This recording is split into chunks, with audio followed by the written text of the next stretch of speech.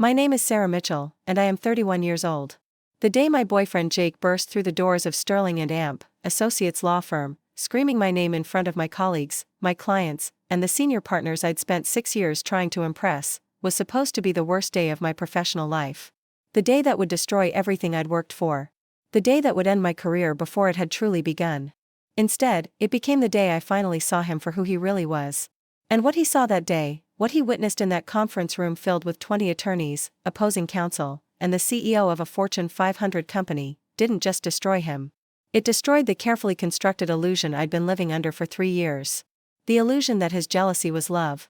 That his control was protection. That his rage was passion. But I didn't know that yet.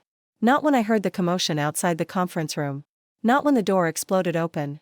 Not when I saw his face, twisted with fury and something else, something that looked almost like triumph, like he'd finally caught me in the act he'd been imagining for months. What I knew in that moment was only terror. Pure, gut-wrenching terror that everything I'd built was about to come crashing down. But I'm getting ahead of myself. Let me take you back to the beginning, because every toxic relationship starts with what feels like love. Every controlling partner starts as a charming date. Every abuser begins by making you feel special, chosen, adored. And Jake Anderson was very, very good at making me feel special. I met him 3 years ago on a Saturday afternoon in July. My best friend Rachel was throwing a barbecue at her house in the suburbs, one of those casual summer gatherings with too much potato salad, warm beer in red Solo cups, and a playlist of early 2000s hits that made everyone nostalgic for college. I almost didn't go. I had just been promoted to junior partner at Sterling and Amp, Associates, and I was drowning in work. At 30 years old, I was the youngest woman to ever achieve that position at the firm, and the weight of that accomplishment sat heavy on my shoulders. It wasn't just about me, it was about every woman who would come after me, every law student who looked at the partnership track and wondered if the glass ceiling was still there. I was exhausted. Burnt out from years of 80-hour weeks, of sacrificing every personal relationship and hobby and moment of joy for my career. Of proving myself in a male-dominated field where every mistake was magnified through a microscope and every success was attributed to luck or looks or anything except my actual skill. Come on, Rachel had pleaded over the phone that morning. You've been working yourself to death. When's the last time you did something just for fun? When's the last time you talked to someone who wasn't a client or a colleague? I talked to you, I protested weakly. I mean someone single. Someone male. Someone who could potentially take you on a date so you remember what it's like to be a human woman instead of a legal robot. I don't need a man, Rachel. I need about 40 more hours in each day and a clone who can handle the Anderson merger while I focus on the Patterson case. Sarah. Rachel's voice went serious. I love you. You're brilliant and successful and absolutely crushing it professionally. But you're also lonely. And you're using work to avoid dealing with that loneliness. So please, just come to my barbecue. Eat a burger. Have a beer. Talk to another human being about something other than tort reform. She was right, of course. I was lonely. My last relationship had ended 2 years prior when my then boyfriend told me he couldn't compete with my job for my attention. Since then, I'd thrown myself even deeper into work, telling myself I didn't need romance when I had ambition. But lying in bed at night in my empty apartment, I felt the absence of partnership, of intimacy, of someone to share my victories and defeats with. So I went to the barbecue. I showed up at 2 p.m. wearing jeans and a simple white blouse, as casual as my wardrobe got these days, my hair down for once instead of pulled back in my usual severe bun. I felt awkward and out of place as I navigated through Rachel's backyard full of laughing people who all seemed to know each other. That's when I saw him. Jake was standing by the grill, holding a beer, laughing at something Rachel's husband Tom was saying. He was tall, maybe 6 feet 1 inch, with dark brown hair that curled slightly at the ends, warm brown eyes, and an easy smile that lit up his whole face. He wore a navy blue polo shirt and khaki shorts, and he looked normal. Approachable. Safe. Rachel appeared at my elbow, following my gaze. That's Jake Anderson. Tom's friend from college. Works in tech sales. Single. Nice guy. Want me to introduce you? Rachel, I didn't come here to be set up. Too late. She was already pulling me across the yard. Jake. Come meet my best friend Sarah. He turned, and when his eyes met mine, he smiled. A genuine, warm smile that crinkled the corners of his eyes. Sarah. Rachel's told me a lot about you. Congratulations on making partner. That's incredible. I was surprised that he knew, that Rachel had mentioned me. Thank you. It's been a journey. I bet. Rachel says you're the youngest junior partner in your firm's history. That's seriously impressive. You must be brilliant. I felt myself flush with pleasure at the compliment. It had been so long since someone outside the legal world had acknowledged my accomplishment as genuinely impressive instead of intimidating or threatening. "I don't know about brilliant," I said, tucking a strand of hair behind my ear. "Just stubborn and willing to work harder than everyone else." "That's what brilliant people always say." He grinned. "The truly arrogant ones are usually the mediocre ones overcompensating. Want a beer?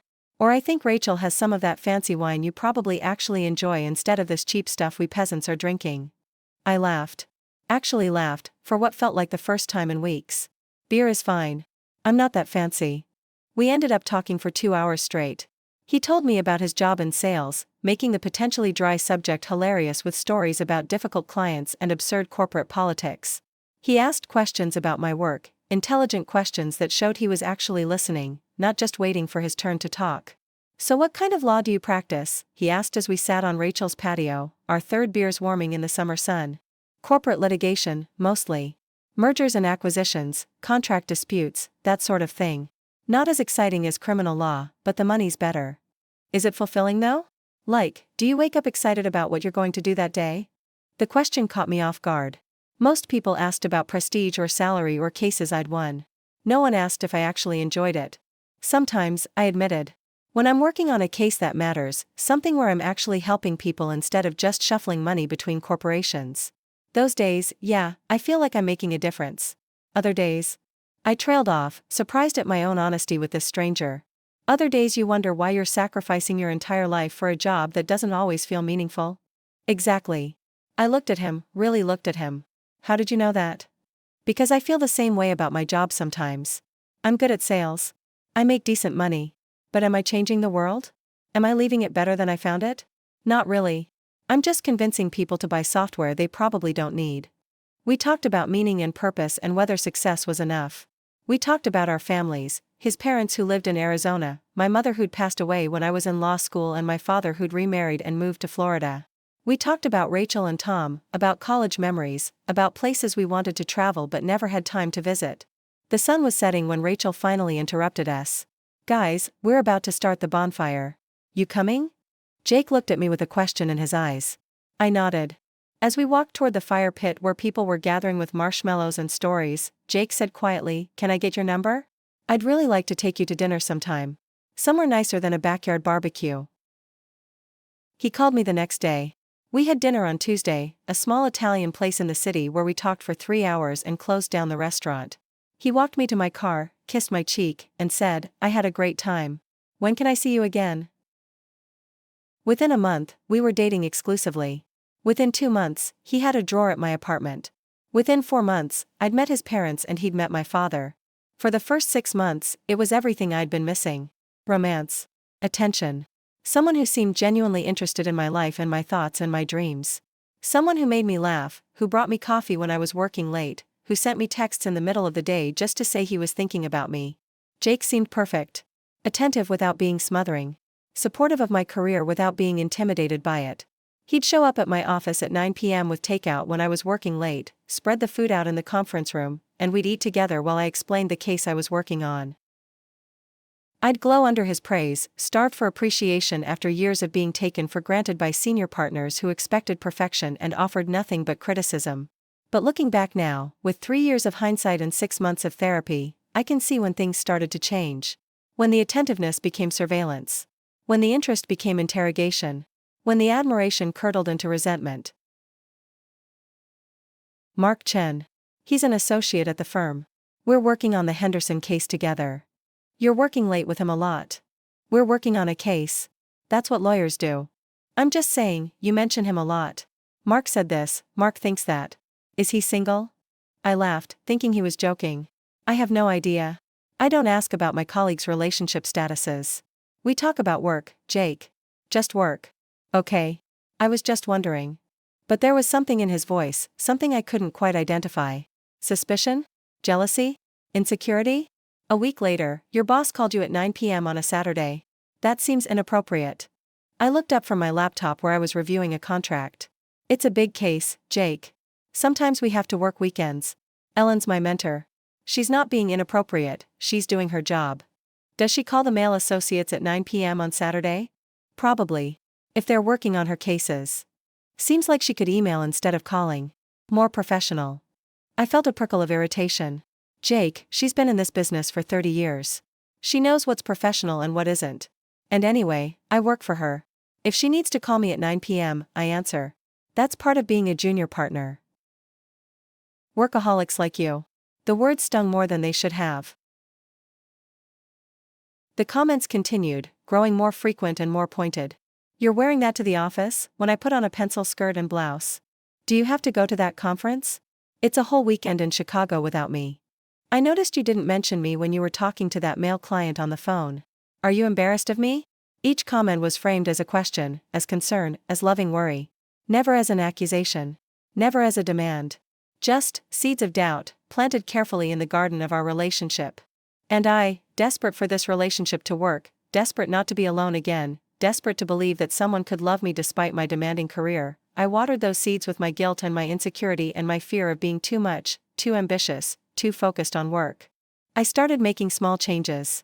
Wearing less form-fitting clothes to the office. Mentioning Jake in conversations with male colleagues, even when it was irrelevant. Turning down speaking engagements and conferences if they fell on weekends. But it was never enough. About a year into our relationship, Jake showed up at my office unannounced for the first time. It was a Thursday afternoon, and I was in the middle of a crucial meeting with a client, William Bradford, a 55-year-old CEO whose company was being acquired by a larger corporation. The deal was worth $200 million, and the negotiations were delicate. I'd been working on it for 3 months, and we were finally at the point where we could see the finish line. William and I were reviewing the final contract when my phone buzzed. I ignored it. I never answered calls during client meetings. It buzzed again. And again. And again. Finally, William said, "Do you need to get that? It seems urgent." I glanced at the screen. Jake. 7 missed calls in 5 minutes. "I'm so sorry," I said, embarrassed. "It's my boyfriend. Let me just send him a quick text." I typed rapidly, "An important meeting. We'll call you when I'm done. Everything okay?" His response came immediately, "No. Come to the lobby. Now." My stomach dropped. "Is there an emergency? Are you hurt? Just come down. I need to talk to you." I looked at William, who was politely pretending to study the contract while I dealt with my personal drama. "I'm so sorry. Can you excuse me for just one moment?" "Of course." I practically ran to the lobby, my mind racing through worst-case scenarios. Someone had died. Jake had been in an accident. Something terrible had happened. "What's wrong?" I asked, breathless from running down 4 flights of stairs. "What's the emergency?" I stared at him. "What? I called you 7 times, Sarah. 7. And you ignored every single one." "Jake, I'm in a meeting with a client. I can't answer my phone during client meetings. You know that." A $200 million acquisition negotiation. That kind of meeting. I was aware that my voice was rising, that the receptionist was pretending not to listen. "Jake, what are you doing here? You can't just show up at my office demanding to see me. I was worried about you." Who is he? Who is who? His name is William Bradford. He's 55 years old, married with 3 kids, and he's the CEO of a company we're helping to sell. And this conversation is completely inappropriate. I have confidential client information that I cannot discuss with you, and you showing up here demanding information about my work is crossing a huge line.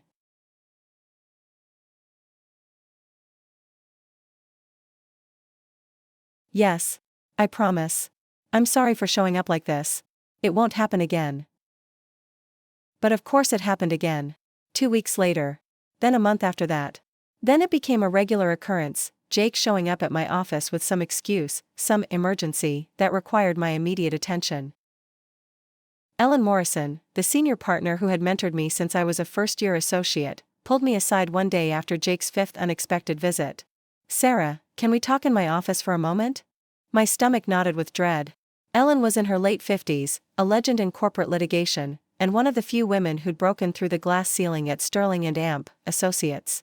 She was brilliant, tough, and fair, and she didn't suffer fools. "Of course," I said, following her down the hall to her corner office with its floor-to-ceiling windows overlooking the city. She closed the door and gestured for me to sit.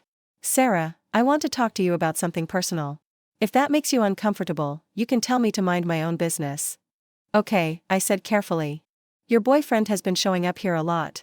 And I've noticed that when he does, you seem stressed. Upset. Is everything all right at home? I felt my cheeks flush with humiliation. Yes, everything's fine. Jake he worries about me sometimes. He knows I work too hard. Ellen steepled her fingers, studying me. Sarah, you're one of the most talented attorneys I've ever mentored. You're smart, dedicated, and you have a brilliant legal mind. In the 6 years I've known you, I've watched you handle multimillion-dollar cases with grace and precision. You've never missed a deadline, never lost your composure, never let personal matters affect your professional judgment. Thank you, I said, unsure where this was going. Until recently. In the past few months, I've noticed a change. You're distracted during meetings. You're constantly checking your phone. You seem anxious. And your boyfriend's frequent visits to the office are starting to raise questions among the partners. My heart sank. What kind of questions? Questions about your judgment. Questions about whether you can handle the responsibilities of partnership if your personal life is this unstable. Sarah, I'm telling you this as your mentor and your friend, you need to get this situation under control. Or it's going to affect your career. Tears burned in my eyes. I understand. I'll handle it. I hope so. Because I'd hate to see you throw away everything you've worked for because of a man who doesn't respect your time or your profession. I left her office feeling humiliated and angry, at Jake, at myself, at the unfairness of a world where men could have demanding careers and supportive partners, but women had to choose between the two. That night, I confronted Jake. We were at his apartment, and I'd come over after work still seething from my conversation with Ellen. We need to talk, I said, not even bothering to sit down. Okay? He looked up from his laptop, clearly surprised by my tone. You can't keep showing up at my office, Jake. It's affecting my professional reputation. The partners are starting to question my judgment. That's ridiculous. I'm your boyfriend. Since when is it inappropriate for a boyfriend to visit his girlfriend at work? When that boyfriend shows up 3 times a week demanding attention during important meetings. When that boyfriend calls 7 times in 5 minutes if I don't answer immediately. When that boyfriend treats my job like it's an obstacle to our relationship instead of a fundamental part of who I am. Jake's face hardened. So your job is more important than me? That's not what I said. It's what you meant. You care more about what your bosses think than about how I feel. Jake, my career is important to me. You knew that when we met. I've worked my entire adult life to get where I am, and I'm not going to let anything jeopardize that. Anything meaning me. We were shouting now, both of us red-faced and furious. Oh my God, we're back to this? Jake, I'm not cheating on you. I'm working. That's all. I'm doing my job. Your job that requires you to spend 80 hours a week with other men. My job that requires me to spend 80 hours a week being an attorney. The gender of my colleagues is irrelevant. Is it? Because you sure spend a lot of time talking about Mark. And that new associate, what's his name, David? You talk about them more than you talk about me. Because I see them more than I see you. Because I'm at the office 12 hours a day. What do you want from me? I want you to choose me. Jake exploded. I want you to prioritize our relationship over your job. I want you to come home at 6 p.m. like a normal person instead of working until midnight. I want you to turn down cases and conferences and late meetings. I want you to remember that you have a boyfriend who loves you and wants to spend time with you. I stared at him, something clicking into place in my mind. You want me to be less successful? What? No. You do. You want me to turn down opportunities, to work less, to be less ambitious. Because my success makes you uncomfortable. That's not true. I'm proud of you. Sarah. Get out. What? Get out of my apartment. We're done. You meant every word. And I'm done. I'm done apologizing for my career. I'm done rearranging my schedule to accommodate your insecurity. I'm done defending myself against imaginary affairs. We're done. I meant it. In that moment, standing in his apartment with my whole body shaking with anger and hurt and righteous indignation, I meant it completely. Sarah, please. Let me in. We need to talk about this. I opened the door, my purse in hand. There's nothing to talk about. We're done, Jake. Jake cried. Real tears, streaming down his face. He told me he was sorry, that he'd been under stress at work, that he knew he'd been unreasonable. He told me he loved me more than anything, that the thought of losing me made him crazy, that he'd do anything to make this work. I'll stop showing up at your office, he promised. I'll trust you. I'll be better. Please, Sarah. Please don't give up on us. I'll change. I swear. He seemed so sincere. So broken. So genuinely sorry. And I, exhausted from the fight, exhausted from my job, exhausted from trying to be perfect at everything, I gave in. Yes. Yes, I promise. Thank you, Sarah. Thank you. I won't let you down. I was so stupid. I didn't know it yet, but he'd installed tracking software on my phone. He'd memorized my passwords when I wasn't looking. He'd started following me to work, parking a block away, watching to see who I talked to. He was escalating. And I had no idea. The breaking point came about 6 months ago, when I started working on the biggest case of my career. It was a class action lawsuit representing 200 women in a sexual harassment case against Donovan Industries, a major manufacturing company. The case was massive, complex, and deeply personal. These women, factory workers, administrative assistants, managers, had been subjected to years of harassment, assault, and retaliation. They'd been groped, propositioned, threatened. They'd reported the abuse and been punished for it. They'd lost promotions, lost jobs, lost their sense of safety and dignity.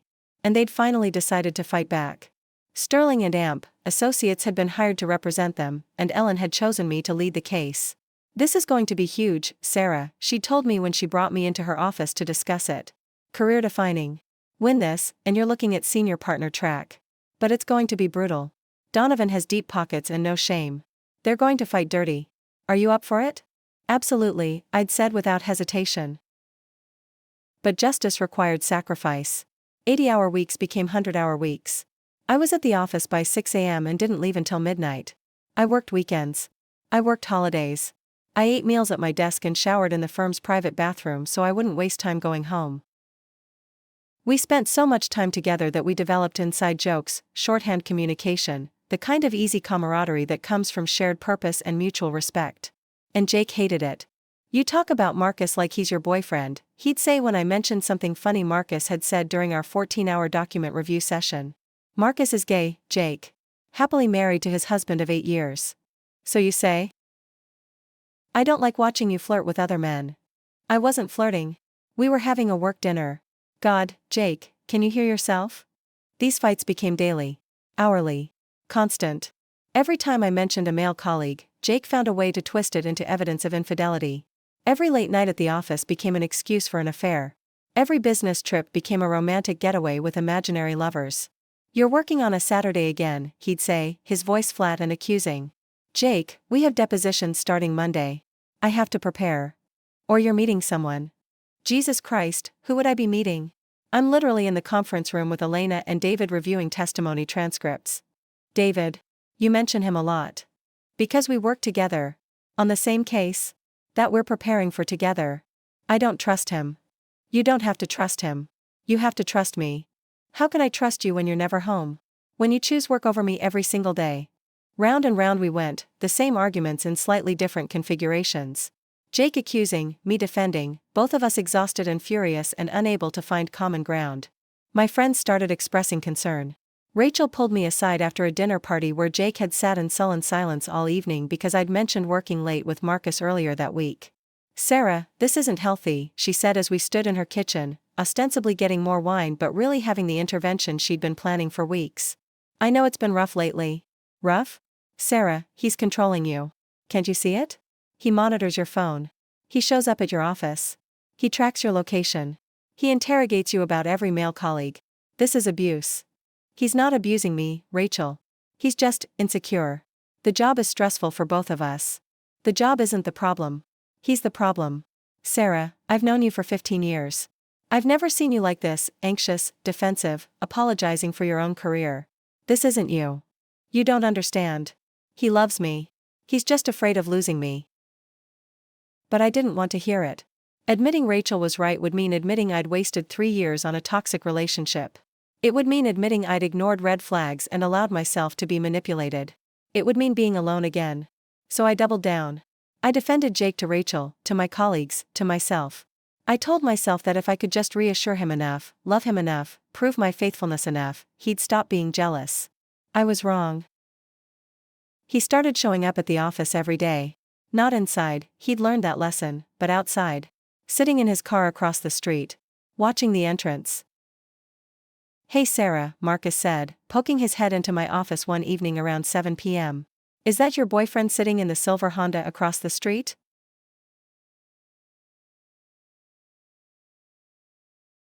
What do you mean? I wanted to surprise you. I can't win with you, can I? His voice rose. If I don't pay attention to you, you complain I don't care. If I do pay attention, I'm being creepy. What do you want from me, Sarah? I want you to not sit outside my office for hours watching the building like a stalker. I'm your boyfriend. I'm allowed to wait for my girlfriend. Not like this, you're not. This is. I stopped, aware that Marcus was still standing in my doorway, concern written across his face. I can't do this right now. I have work to finish. I'll call you later. I hung up and turned to Marcus. I'm sorry you had to hear that. Don't apologize to me. Are you okay? I'm fine. Sarah. Marcus came into my office and closed the door. I don't think you're fine. And I think you know you're not fine. What's going on with you and Jake? I sank into my desk chair, suddenly exhausted. Honestly? I don't know anymore. He's always been a little jealous, but lately it's gotten so much worse. He thinks I'm cheating on him with everyone I work with. He shows up here constantly. And now apparently he's just sitting outside watching the building. That's not normal jealousy, Sarah.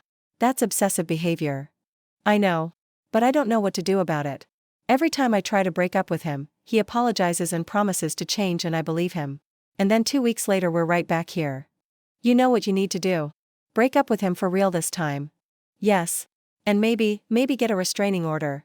Or at least document this behavior in case it escalates. A restraining order? Marcus, that's extreme. He's not dangerous. He's just insecure. Marcus looked at me with something like pity.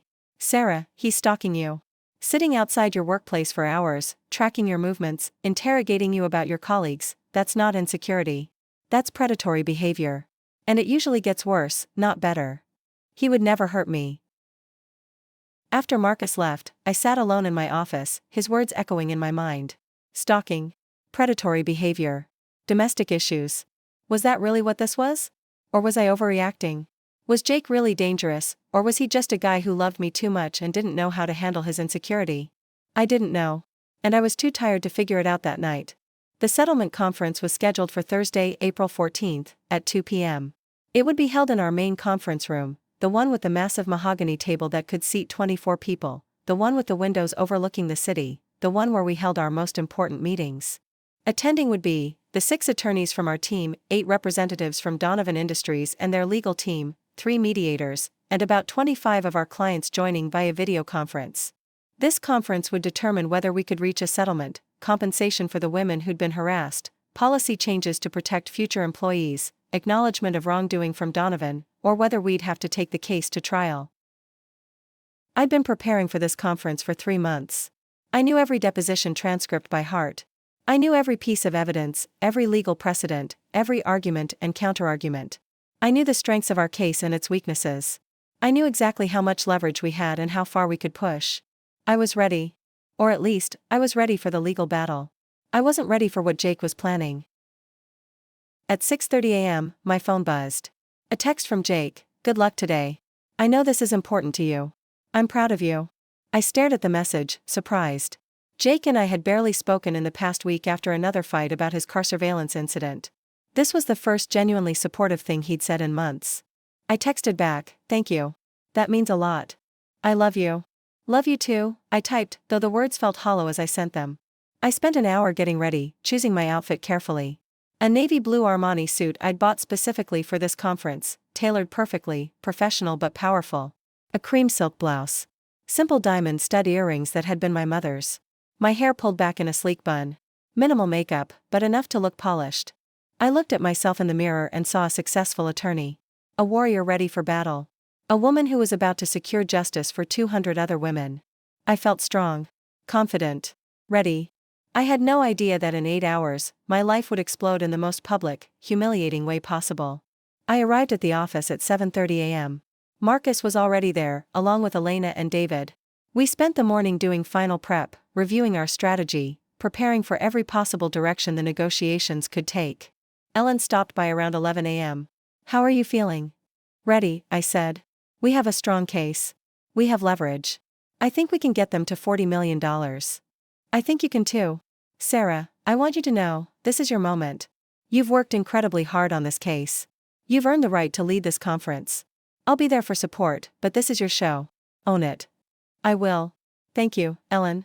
For everything. for mentoring me, for believing in me, for giving me this opportunity. You gave yourself this opportunity by being excellent at what you do. Now go prove it to everyone else. At 1 p.m., I ordered lunch for the team. We ate in the conference room, going over last-minute details. At 1:45, the opposing counsel began arriving. Donovan's team included their lead attorney, a man named Richard Sterling, 60 years old and known for being ruthless in negotiations, plus 3 associates and Donovan's CEO, CFO, and head of HR. Our clients started joining the video conference. Faces appeared on the large screens we'd set up, women ranging in age from 25 to 60, from all different backgrounds and roles within the company. Women who'd been brave enough to come forward, to tell their stories, to demand justice. I looked at their faces and felt the weight of responsibility settle on my shoulders. These women were depending on me. Their futures, their vindication, their ability to move forward from trauma, all of it rested on the next few hours. At exactly 2 p.m., the mediator called the conference to order. Good afternoon, everyone. I'm Judge Margaret Chen, and I'll be mediating today's settlement conference in the matter of Morrison et al. v. Donovan Industries. Let's begin with opening statements. Ms. Mitchell, you represent the plaintiffs? I stood up, smoothed my suit jacket, and began. Thank you, Judge Chen. Good afternoon to opposing counsel and to my clients joining us via video. Today we're here to discuss a settlement in a case that represents 200 women who endured years of sexual harassment, assault, and retaliation at Donovan Industries. I spoke for 20 minutes, laying out our case with precision and passion. I cited specific incidents of harassment. I quoted from depositions where Donovan executives admitted knowing about the abuse and doing nothing. I presented evidence of the company's pattern of protecting harassers and punishing victims. I was in my element. Every word was measured, every argument was supported, every fact was unassailable. When I finished, Judge Chen turned to Richard Sterling. Mr. Sterling, your opening statement? That's when I heard the commotion outside the conference room. The voices got louder. Closer. Ms. Mitchell, Judge Chen said, do you know who that is? I couldn't speak. Couldn't breathe. Couldn't process what was happening. His shirt was half untucked. There was a coffee stain on his pants. He looked unhinged. Jake, I said, trying to keep my voice calm, trying to sound like I was in control even though my hands were shaking and my heart was pounding. You need to leave. We're in the middle of a settlement conference. He stormed into the room, his eyes scanning the faces around the table. Looking for something. Someone. Which one is it, Sarah? Which one of these men are you fucking? Gasps around the room. On the video screens, our clients' faces showed shock, horror, confusion. But Jake wasn't done. He advanced into the room, pointing at Marcus, who had gone pale. Is it you? Are you the one she's been working late with? He made air quotes, his voice dripping with sarcasm and venom. Sir, I'm gay, Marcus started. That's what she said. But I don't believe it. I've seen how she talks about you. He wheeled on David next. Or maybe it's you. The Chinese guy. She mentions you constantly. David this, David that. Are you sleeping with my girlfriend? I'm not leaving until I get some answers. Jake shouted. My girlfriend has been lying to me for months, claiming she's working but really she's probably spread out on this table fucking half these lawyers. One of our clients, a woman named Jennifer who'd been sexually harassed by her supervisor for 3 years, started crying audibly through the video screen. And something inside me snapped. All the fear, all the anxiety, all the months of walking on eggshells and defending myself against baseless accusations and trying to make Jake's insecurity my problem, it all crystallized into pure, cold rage. I stood up slowly. Every eye in the room turned to me. Jake Anderson, I said, my voice ice cold and diamond hard, you have exactly 10 seconds to get out of this conference room, out of this building, and out of my life. Or I will have you arrested for trespassing, harassment, disturbing the peace, and anything else I can think of. Do you understand me? You can't talk to me like that. I just did. That's 10 seconds. 9, 8. Sarah, all I want is the truth. 7, 6, 5. You owe me an explanation. 4, 3, 2. Security arrived then. 2 large men in uniform, called up by the frantic receptionist. They grabbed Jake's arms. He struggled against them. Get your hands off me. Sarah, you can't do this. You can't just throw me out like I'm nothing. You are nothing, I said, and I meant it. You're a jealous, insecure, pathetic man who can't handle having a successful girlfriend. You've accused me of cheating for months with zero evidence. You've stalked me, controlled me, and tried to sabotage my career. And now you've committed the ultimate act of sabotage, disrupting a settlement conference involving 200 sexual harassment victims. How dare you? How fucking dare you? The security guards were dragging him toward the door now. He was still shouting. You'll regret this, Sarah. You'll regret choosing your job over me. All you career women are the same, you think you're so much better than everyone else. You think you don't need a man. Well, you know what? No man is going to want you now. You're too old, too ambitious, too much of a bitch. The door slammed shut, cutting off his voice mid-rant. The conference room was absolutely silent except for the sound of muffled sobbing from the video screens. I looked around at 20 stunned faces. At Judge Chen, whose expression was unreadable. At Richard Sterling, who looked like he'd just witnessed a car accident. At my clients, many of whom were crying. At Ellen, who was looking at me with concern and something else. Pride? Solidarity? My career was over. It had to be. No one came back from something like this. No attorney had their domestic drama play out in front of opposing counsel, mediators, and clients and still maintained credibility. I had failed. Failed myself. Failed my clients. Failed the women who were depending on me. I opened my mouth to apologize, to resign from the case, to excuse myself and let Elena take over. But before I could speak, something unexpected happened. Ellen stood up. Everyone, she said, her voice calm and firm, let's take a 15-minute break. I think we could all use a moment to process what just happened. Sarah, come with me please. She led me out of the conference room, down the hall, to her office. I followed numbly, my body on autopilot, my mind reeling. When we got to her office, she closed the door and turned to face me. I'm so sorry, I started, my voice breaking. Ellen, I am so sorry. That was completely unacceptable. I understand if you want me to step down from the case. Stop, she said, holding up her hand. Just stop for a moment and listen to me. I closed my mouth, tears streaming down my face now that I was out of the conference room. Sarah, how long has he been doing this to you? Doing what? The jealous scenes. The accusations. The showing up at work. How long? I wiped at my tears with shaking hands. About a year. Maybe longer. And you stayed with him because? Because I thought he loved me. I thought if I just reassured him enough, proved my faithfulness enough, he'd stop being jealous. I thought I could fix it. Ellen's expression softened. Oh, Sarah. Sarah, look at me. I raised my eyes to meet hers. What you just experienced in that conference room, what those clients witnessed, is exactly what many of them have experienced. Controlling behavior from an intimate partner. Jealousy that masks abuse. A man who can't handle his partner's success so he tries to tear her down. The words hit me like a freight train. I'd been so focused on representing abuse victims that I hadn't recognized I was one of them. I'm such an idiot, I whispered. You're human. You're a brilliant lawyer who happens to also be a human woman dealing with an abusive relationship. Those two things can exist simultaneously. But I embarrassed the firm. I embarrassed myself. I just ruined the biggest case of my career in front of everyone. No. Jake ruined it. Not you. And Sarah, I need you to hear this, what happened in that room was not your fault. You didn't invite him here. You didn't cause his jealous rage. You didn't ask to be publicly humiliated. He chose to do that. Him. Not you. But everyone in that room. I stared at her. How? Are you sure? I'm positive. Now, you're going to go to the bathroom. You're going to fix your makeup. You're going to take 5 deep breaths. And then you're going to come back to that conference room with your head held high. You're going to finish negotiating this settlement. You're going to get justice for those 200 women. And you're going to show Jake and everyone else that you don't back down. Ever. Do you understand me? 15 minutes later, I walked back into the conference room. I'd fixed my makeup. I'd taken those 5 deep breaths. I'd reminded myself why I was here, for the women on those video screens who were depending on me. I took my seat and looked around the room. Judge Chen gave me a small nod of encouragement. Ellen sat beside me, a silent pillar of support. On the video screens, several women were nodding. One raised her hand to her screen in a gesture of solidarity.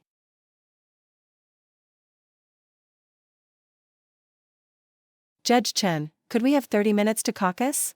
I'd like to speak with my clients privately. That was good. They're rattled.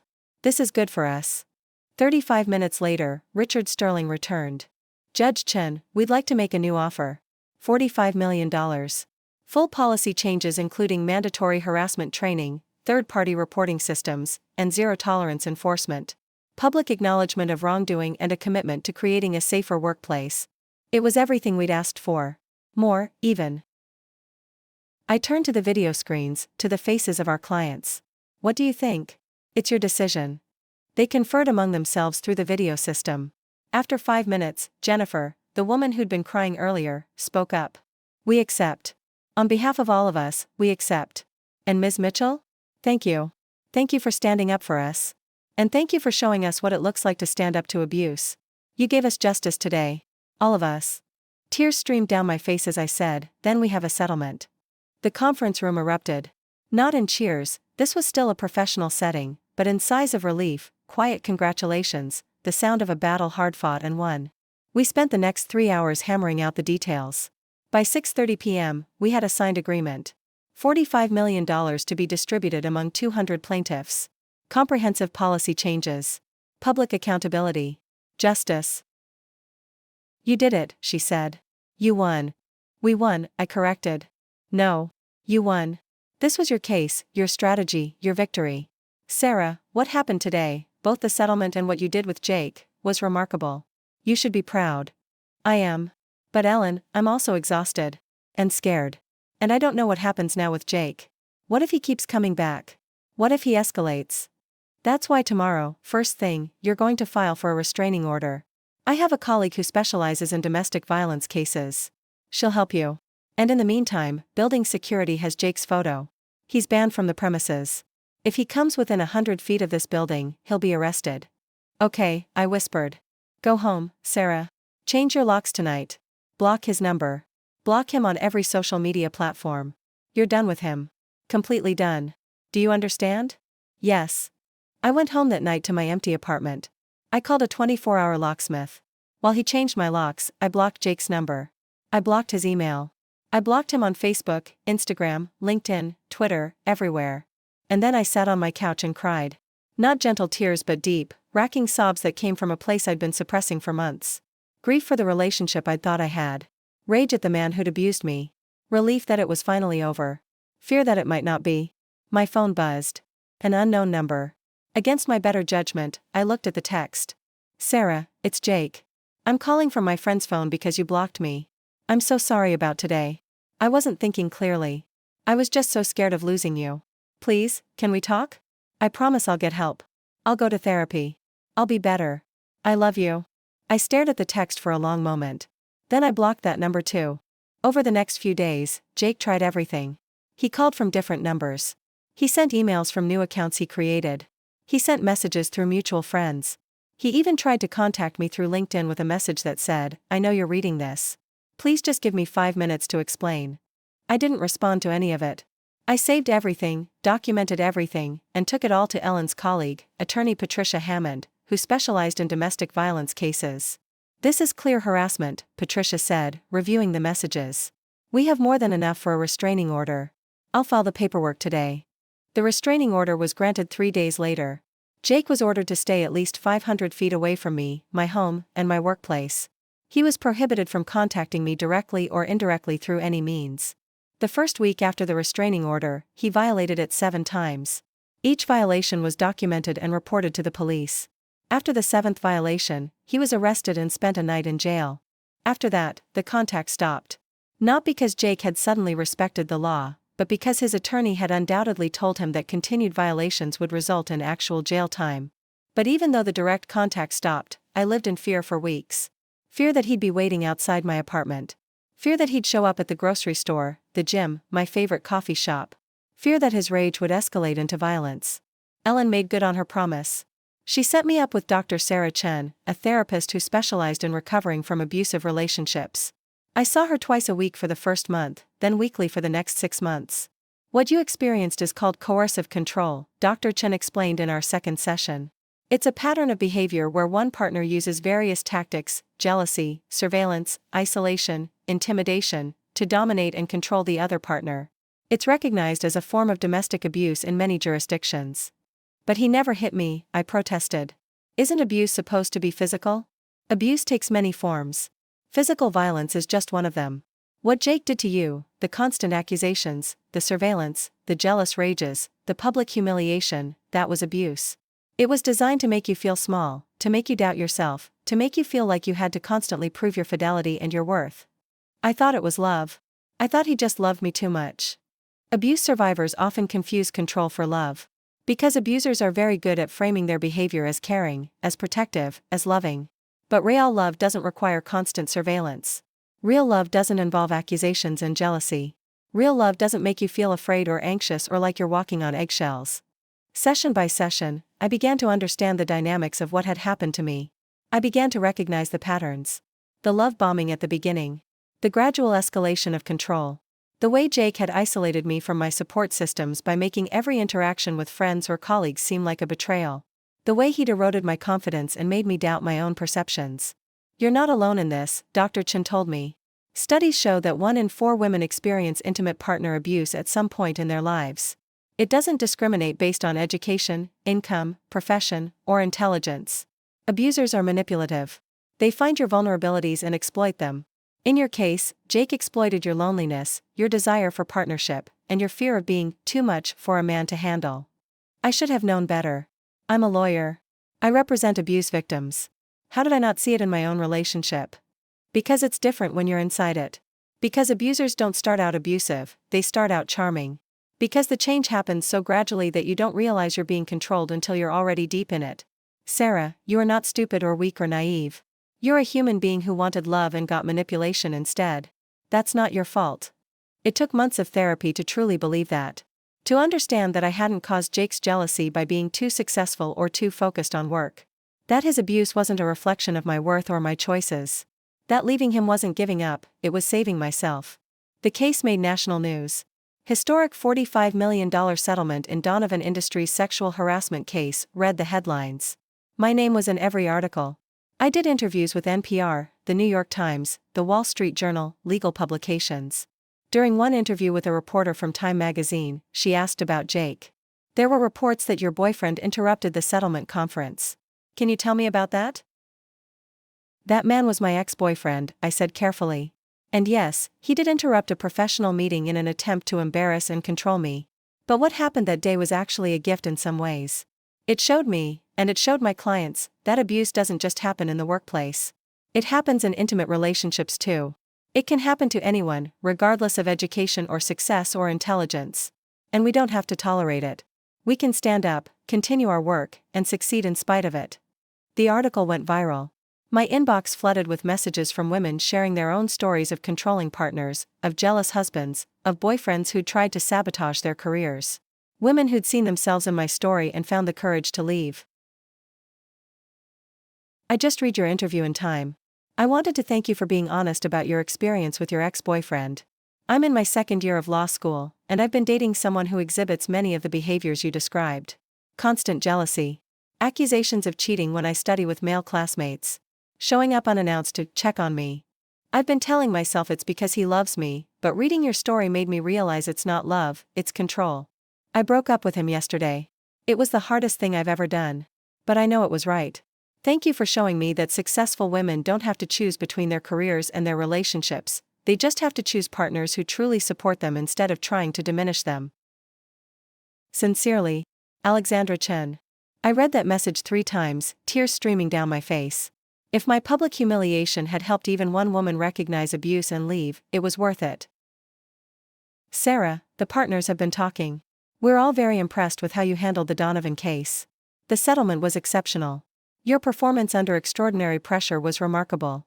And the positive press attention has been good for the firm. I stared at her, speechless. Senior partner. At 31. Only 6 months after making junior partner. Say yes, Ellen smiled. You've earned it, Sarah. Not just because of one big case, but because of 6 years of excellence, dedication, and integrity. You're the kind of lawyer we want leading this firm into the future. Yes, I said, my voice breaking with emotion. Yes, absolutely yes. Thank you, Ellen. Thank you for believing in me. I didn't believe in you, Sarah. I just recognized what was already there. 6 months after Jake burst into that conference room, I moved into my corner office.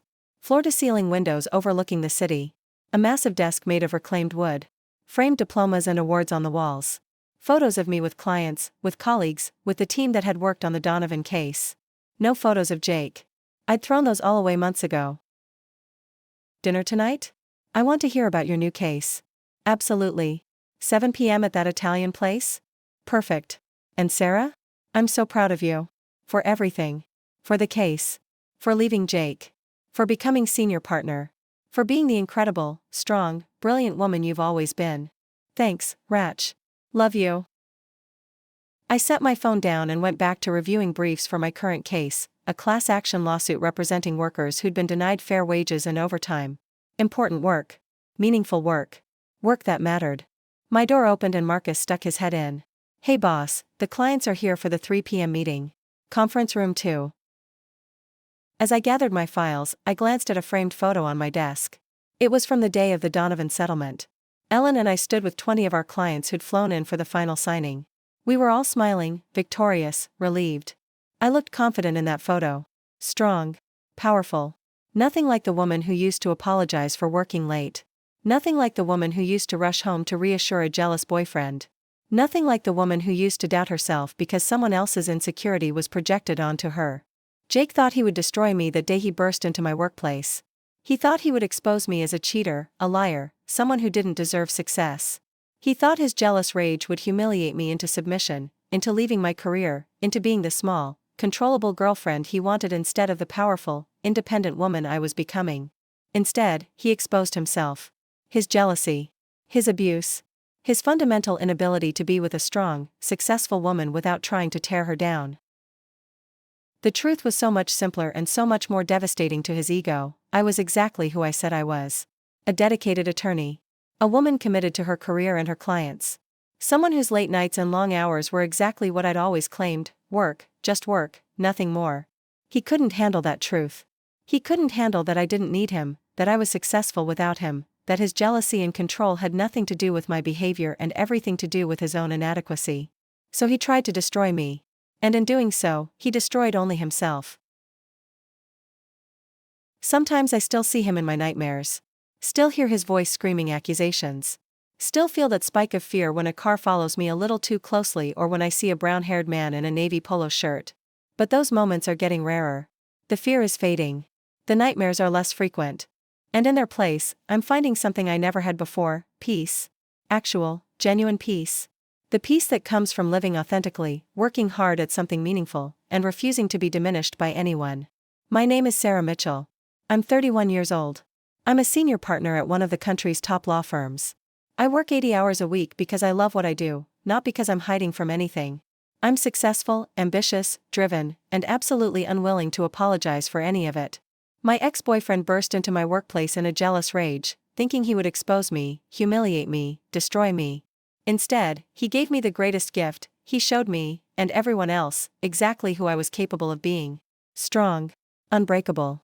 Victorious. And I've never been happier. Did you like my story? And which city are you listening from? Let's meet in the comments. If you like the story, you can support me by sending a super thanks so I can keep bringing more stories like this. Thank you so much for your sweet support. I'm looking forward to your comments on the story. On the screen, you can see 2 new life stories that I highly recommend. There's so much more on my channel. Don't forget to subscribe. See you in the next life story. With love and respect.